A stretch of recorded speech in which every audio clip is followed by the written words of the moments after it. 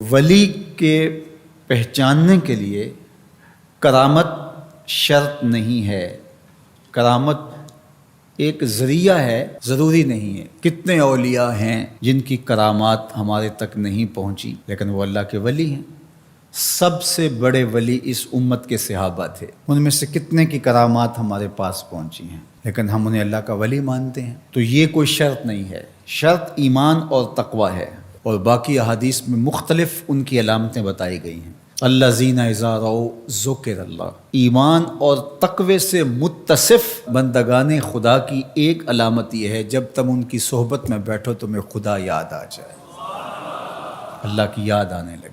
تو کرامت معیار ولایت نہیں ہے اور شرط ولایت بھی نہیں ہے۔ تھوک کے حساب سے مارکیٹ میں بہت سارے لوگوں کی جعلی کرامات موجود ہیں، تو اولیاء کے لیے ہم عقیدت اور محبت کے جذبات رکھتے ہیں تو پھر مارکیٹ میں 2 نمبر بھی اس کا آئے گا۔ اور ہمیں پتہ ہے غذائی اجناس سے لے کر کے ادویات تک اور دیگر ضروریات زندگی تک کہ اصل کیا ہے اور نقل کیا ہے، تو ہمیں اس میں بھی غور و فکر کرنا چاہیے کہ اصل کیا ہے اور نقل کیا ہے، نہ یہ کہ ہم چند بدطینت لوگوں کی وجہ سے حقیقت کا انکار کر دیں۔ تو آج بھی کچھ لوگ ہیں جو کہتے ہیں جی چھوڑو، ہم نہیں مانتے کرامتوں شرامتوں کو، اس طرح کے لفظ بولتے ہیں، جبکہ کرامت کا من حیث الکرامت انکار کفر ہے۔ اگر کوئی کہے میں کرامت کو ہی نہیں مانتا تو یہ کفر ہے۔ وہ کرامتیں جن کا بیان قرآن مجید میں موجود ہے، جس طرح آصف بن برخیہ کا تخت بلقیس لانا، حضرت مریم سلام اللہ علیہا کے حجرے میں بے موسم پھلوں کا آنا، اصحاب کہف کا 300 سے زائد سال کا عرصہ سوئے رہنا کھائے پیے بغیر، اور رب ان کی کروٹیں بھی بدلتا رہا، یہ قرآن میں مذکور ہے۔ تو اس کا انکار بھی کفر ہے، قرآن کا انکار لازم آتا ہے۔ اگر کسی کرامت کا بیان حدیث متواتر میں ہو تو اس کا انکار بھی کفر ہے، لیکن ایسی کوئی کرامت نہیں جس کا ذکر حدیث متواتر میں ہو۔ البتہ احادیث مشہورہ اور احادیث احاد میں کرامات کا بیان موجود ہے، تو ان کا انکار بھی گمراہی ہے۔ جس طرح وہ 3 لوگ جو غار میں پھنس گئے تھے، انہوں نے پھر دعائیں کی اور پتھر ہٹا، جریج کا واقعہ موجود ہے، صحابہ کی کرامات موجود ہیں، حضرت عمر کے رکے سے دریائے نیل کا چلنا، اس طرح جو مسلمہ بزرگ ہیں ان کی کرامات کا انکار کرنا محرومی ہے۔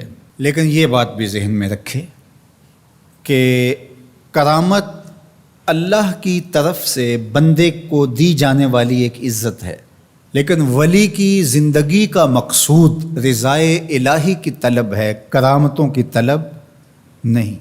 لیکن عمومی طور پہ ہمارے اسٹیجوں کے اوپر اولیاء کے حوالے سے جو بات کی جاتی ہے، بس آپ سننے کے لیے بیٹھے ہیں اور خطیب صاحب نے کان پہ ہاتھ دھرا اور 2-4 کرامتیں سنائی اور چلے گئے، معیار بتایا ہی نہ، جس کے نتیجے کے اندر بہت سارے عوام اس سے غافل ہوتے ہیں۔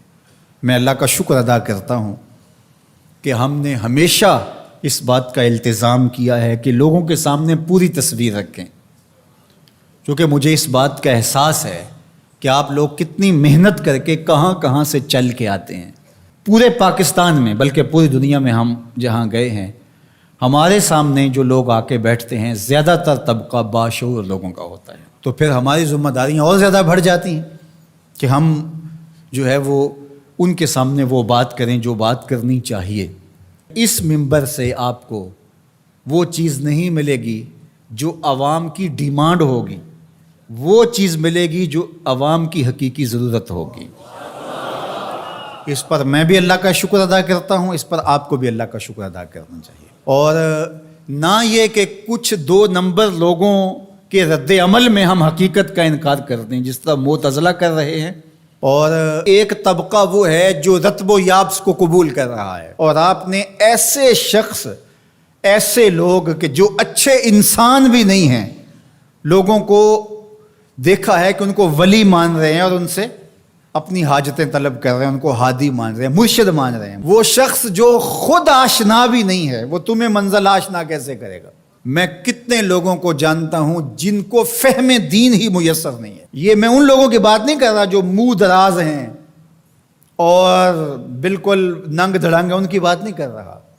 جو بظاہر حلیے میں بھی ہیں ان کا فہم دینی ناقص ہے. کتنے ایسے علماء کو جانتا ہوں ان کی توحید کا تصور ناقص ہے. تو یہ بدبختی ہوتی ہے. اب وہ کیا کسی کی رہنمائی کریں گے؟ جو خود ڈوب رہا ہے وہ کسی کا ہاتھ کیسے پکڑے گا؟ لیکن عوام ظاہر ہے ان کے گرد آئے اور ان کا کاروبار چمک رہا ہے، اور کرامتیں ہیں کہ تھوک کے حساب سے بنتی ہیں، اور پھر اس کی مارکیٹنگ کرنے والے بھی ہوتے ہیں، اور پھر اسی بنیاد پر ہی جو ہے وہ ان کا سارا سلسلہ چلتا ہے. اللہ کے ولی یہ نہیں چاہتے کہ ہماری کرامات ظاہر ہوں اور لوگ ہماری طرف لپکیں ہماری کرامت کی وجہ سے. یہ نہیں ہے. الکرامات حیض الرجال. جس طرح عورتیں ایام مخصوصہ کو چھپاتی ہیں، اللہ کے ولی بھی چھپاتے ہیں. وہ نہیں چاہتے کہ ہم اس حوالے سے جو ہے وہ پہچانے جائیں. باقی دور موجود کے اندر کسی صالح متقی شخص کی کوئی ایسی بات سامنے آئے تو شریعت کے میزان پہ پرکھا جائے. اگر وہ شریعت سے متصادم نہیں ہے تو مان لینے میں کوئی حرج نہیں ہے. لیکن اگر کسی کی سمجھ میں نہیں بھی آتا تو فرق نہیں پڑتا. لیکن کسی ولی سے کوئی دشمنی نہ رکھے. جو کسی ولی سے دشمنی رکھے تو اللہ فرماتا اس کا میرے ساتھ اعلان جنگ ہے، تو وہ پھر شخص محروم کر دیا جاتا ہے.